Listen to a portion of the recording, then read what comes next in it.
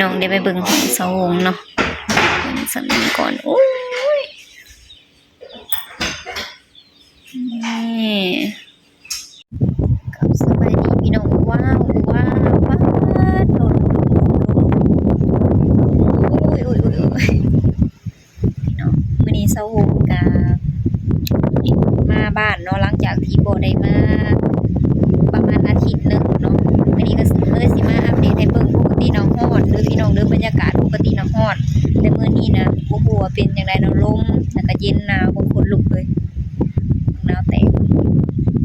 สาวงก็สิมารีวิวนะพี่น้องสิมารีวิวห้องก็คือห้องก็แล้วเนาะก็บ่ถึงกับว่า100%เนาะแต่ก็พอแบบอันนี้เหลือแต่เพดานกับทาสีเนาะแล้วก็แล้วเนาะพี่น้องเดี๋ยวสิไปรีวิวเนาะไปเบิ่งนำกันเลยโอ้ยลมก่อนสิไปเบิ่งทางในก็มาเบิ่งทางนอกก่อนนะพี่น้องนี่แล้วก็โอ้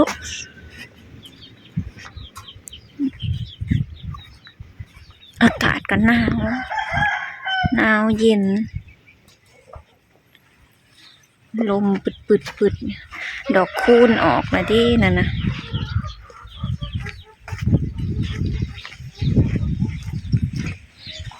ครึมพ่นดอกคูณพี่น้อย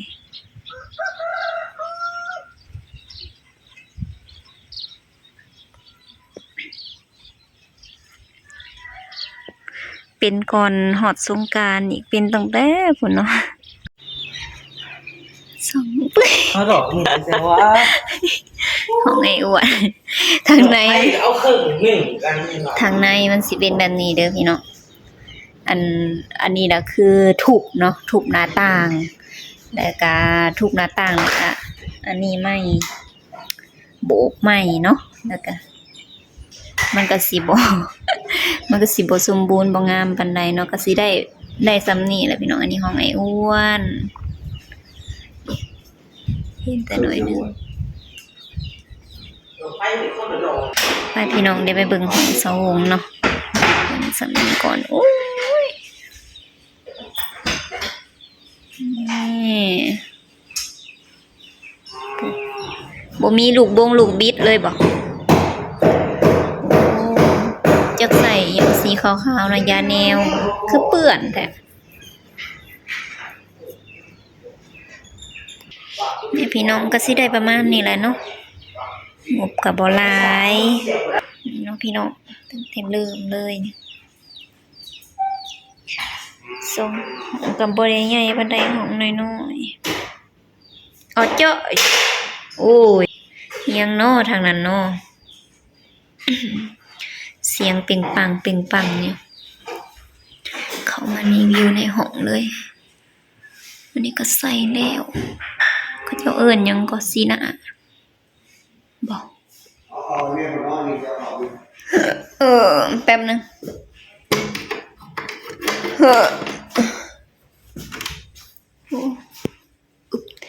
แล้วเลยเด้อพี่น้องอุ้ยเพื่อสิแล้วนี่ก็เนาะ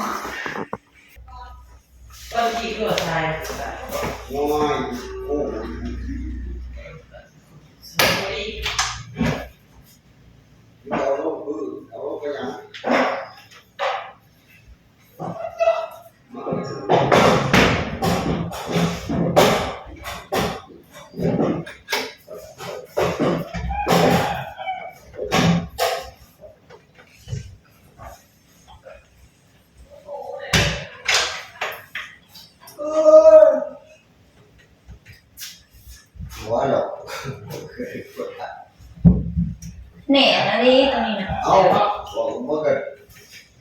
เรื่องเดียวเลยที่เกิดที่ไปเนี่ยอ๋อตอนนี้เป็นเด็กอยู่นะครับดึงขึ้นเดี๋ยวขึ้นก็ได้สไข่ออกสปาเราได้มาเราทีนี้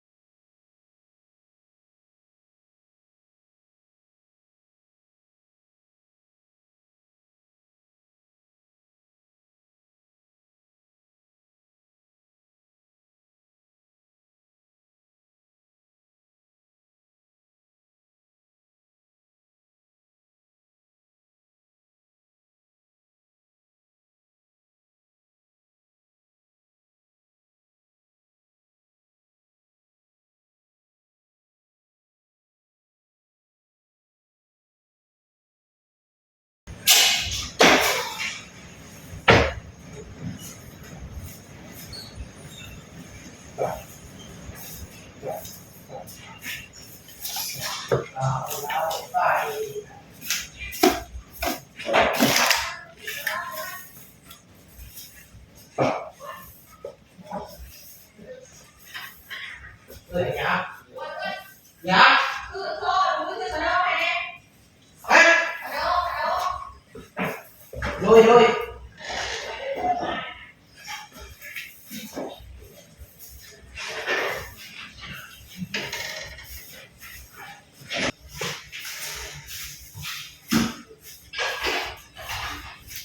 xin hello mình nghe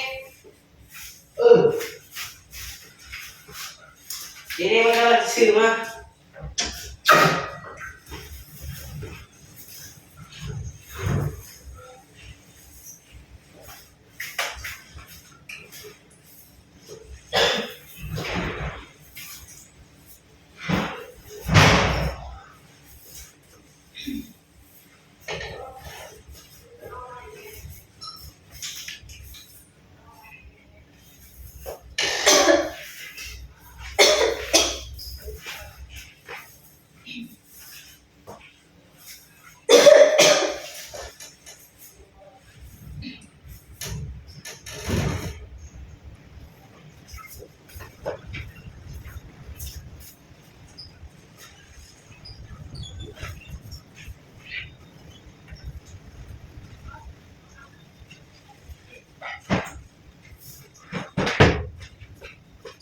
นี่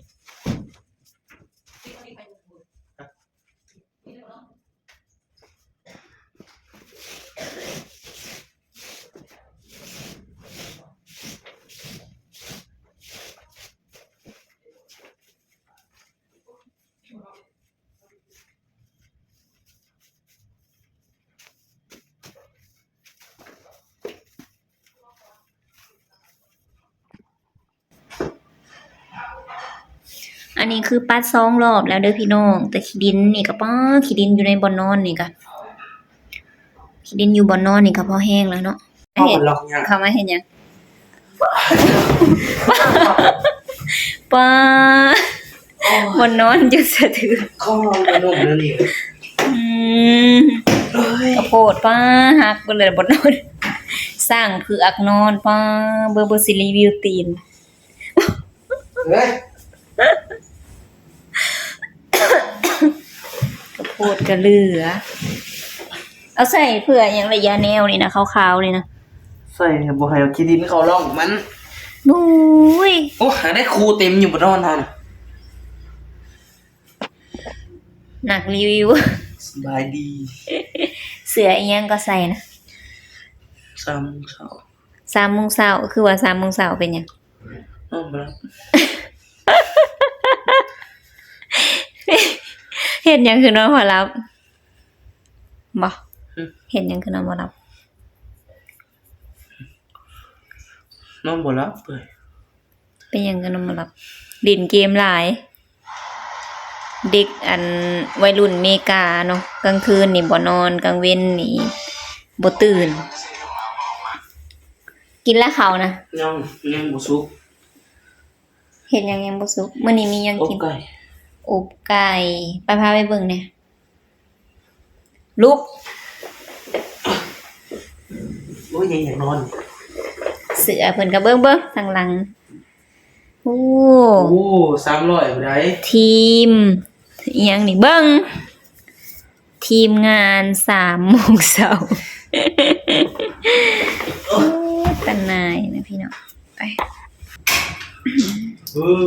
เดี๋ยวจ่อจ้ำใส่หัวมึงบ่ ไป สิ พี่น้องก็สิได้กินง่ายอยู่บ่ยังพูดโดงๆยังต้มอยู่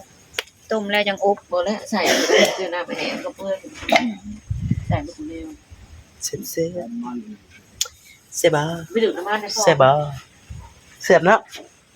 โอ้มาเจาะเบิ่งเทื่อที่2แล้วพี่น้องเอ้ยยังพดเปื่อยรวยอยู่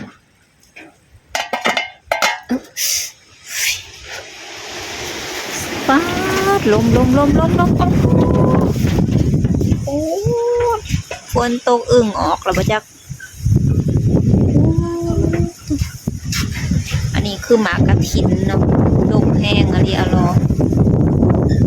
โอ้2 ต้น ำหรับคลิปนี้ก็ขอลาไว้เพียงส่ำนี้เด้อพี่น้องเอ้ยสิไปอาบน้ำก่อนความโดมทั้งเย็นทั้งหนาวเลยเนาะลมแห้ง